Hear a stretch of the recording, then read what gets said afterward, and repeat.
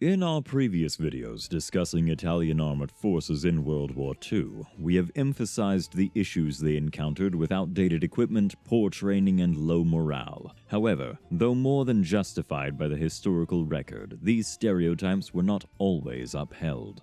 In this video, we will be discussing one of the few operations in which Italian tanks were able to play to their strengths, and played a limited yet useful role in the conquest of a foreign country. In this case, the country was the Kingdom of Albania, one of the fractured Balkan states that Benito Mussolini desperately and foolishly wished to make the cornerstones of his modern-day Roman Empire. But before getting to conquer Albania, the Italians had to accomplish one task: cross the Adriatic Sea, which could not have been done without having naval supremacy. And while the Italian Navy went unchallenged in those days of 1939, you can meet them in battle now with this week's sponsor, World of Warships. Sail the high seas and fight with or against any of 650 historical ships from 13 different nations, Italy included, and duke it out using big guns, big torpedoes, or annoying aircraft, with stunning graphics, dynamic weather, and against real players. Or bots, it's up to you. Coming from the same company that made World of Tanks, World of Warships is constantly evolving, with new historical and sometimes completely fantasy content coming almost every month. New players who are just registering their account can use our link in the description to get a welcome pack containing a premium ship, a top-notch commander, credits, doubloons, and premium time worth €25. We hope you enjoy the game. And now, let's get back to our historical content. During the early decades of the 20th century, Italy and Albania had enjoyed close diplomatic ties thanks to their cooperation during the Great War. The Kingdom of Italy had fought alongside the Albanians against Austria-Hungary, and the Treaty of London, signed in 1915, included a provision for Italian sovereignty over the Albanian territory of Vlora. But this positive relationship did not even last a decade, as in 1920 a local uprising saw Italian forces driven out of the region. 8 years later, the president of the Albanian Republic, Ahmet Zogu, took the novel step of declaring himself King Zog I, and his new Kingdom of Albania immediately sought to sever its remaining ties with Italy and pursue new alliances with Greece and Yugoslavia. Somewhat predictably, King Zog's activities infuriated Mussolini. As the clouds darkened over Europe, the dictator set about planning for the inevitable annexation of the region. This was preceded by various trips into Albanian territory by his foreign minister and son, Galeazzo Ciano, who was tasked with studying the local geography and devising a comprehensive plan of invasion. On March 25, 1939, Mussolini wrote out a proposal for Albanian annexation and sent it to King Zog, who promptly rejected it. This was followed by an even less ambiguous ultimatum, threatening invasion if the upstart Albanians maintained their defiant attitude. Upon realizing that the Italians would not be dissuaded by harsh words alone, King Zog took one look at the forces that stood between him and a fascist jail cell, and promptly began making plans to flee the country. Though a seemingly cowardly act on its surface, Zog's decision was based on the knowledge that the Ustria Mbretore Shqiptare, or Royal Albanian Army, had around 15,000 men under arms, 8 tanks, and a minuscule number of artillery, and a few ancient biplanes at its disposal.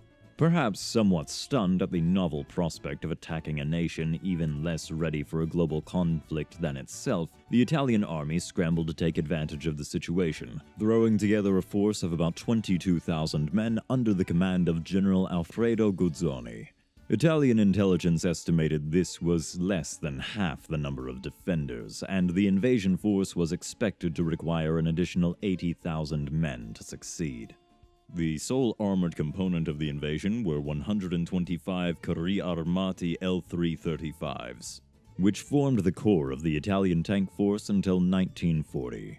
Weighing in at around 3 tons, these minuscule vehicles were armed only with 2 Fiat Modello 1914/1935 8mm machine guns in a casemate mount beside the driver's position.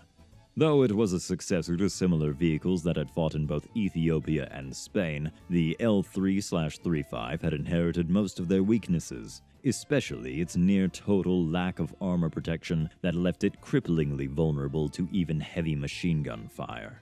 On the 6th of April, 1939, the Italian invasion force swept across the Adriatic Sea, and by the 7th they had landed at all 4 of Albania's port cities. The 125 tanks that took part in the landing were split up into 3 units, with 2 landing at different ports and the last arriving in Albania after the main force on the 14th.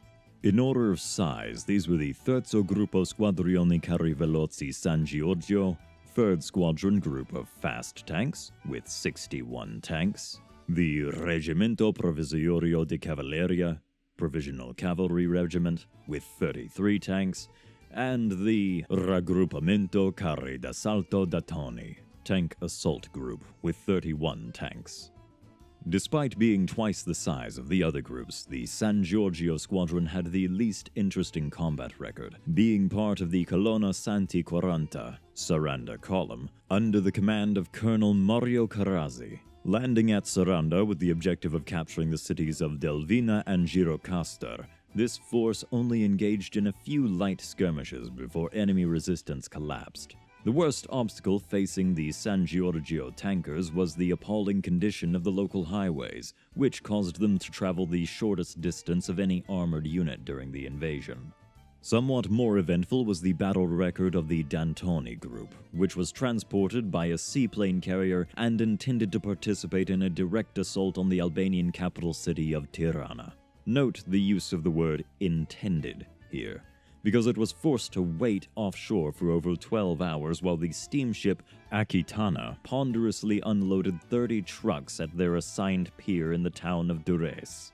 By 1 p.m. the Aquitana had finally gotten out of the way, and the 31 tanks of the Raggruppamento Carri d'Assalto d'Attoni under Colonel Giovanni d'Attoni finally crawled onto Albanian soil. While they had been waiting, Albanian Major Abazed Kupi and Naval Sergeant Mujo Unkenaku had conducted a heroic last stand against the invaders alongside 500 other military personnel and members of the local gendarmerie. This may have been the one major engagement of the whole invasion that the Italian tankers could have decisively participated in. But thanks to the Aquitana, the tank assault group only made landfall at Durrës after most of the fighting had concluded. Approximately 30 minutes after the first L3s disembarked, King Zog absconded from the royal palace along with his wife and newborn son, as well as the gold reserves of the Albanian Central Bank. When they learned their king had abandoned them, the population of Tirana broke out into rioting, while the Royal Albanian Army was thrown into a state of complete confusion and disorder. Understanding that they had practically been handed Albania on a silver platter, the Italian forces swiftly pushed out from the 4 ports they had occupied and spilled into the interior of the country. By 9:30 a.m. on the 8th, a mechanized column pushed past feeble resistance around the outskirts of Tirana and entered the city, quickly seizing control of most of the government buildings. Colonel Giovanni d'Antoni was then ordered to press on to the city of Elbasan. This push was accompanied by 2 battalions of Bersaglieri and reached Elbasan at 8:30 p.m., having taken 4 hours to travel the 54-kilometer distance from their starting positions. During the push towards Elbasan, the mechanized column encountered an Albanian force under the command of Crown Prince Hisin Dolshisti. Armed with 2 artillery batteries, the force could have posed a serious threat to all elements of the Italian advance, but chose instead to surrender without a fight. With the invasion having proceeded far ahead of even the most optimistic Italian projections, the last tank group to arrive in Albania had little expectation of seeing action. The Reggimento Provvisorio di Cavalleria landed at Durrës on April 14th.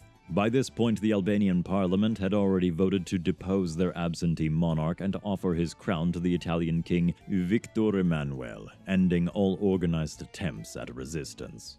As a result, the Provisional Cavalry Regiment split up into 2 columns and conducted a slow circumnavigation of the Albanian countryside to preemptively quell any guerrilla movements.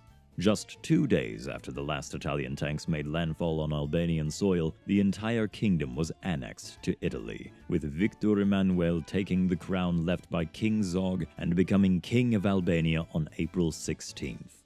Overall, the Albanian campaign was one of the most successful military excursions in the history of fascist Italy, but underlined many of the issues Italy would struggle with in future conflicts. For one thing, the lack of Albanian resistance provided minimal combat experience for the untested Italian tank crews. Had the Carri Armati L3s been seriously engaged by organized resistance, the resulting slaughter might have awakened Italian generals to the reality that they were heading into the largest conflict in human history, with an armored force that would have been inadequate even by the standards of the last Great War. Instead, the L3 remained the brittle backbone of Italy's tank force for far longer than it had any right to, and was never fully replaced.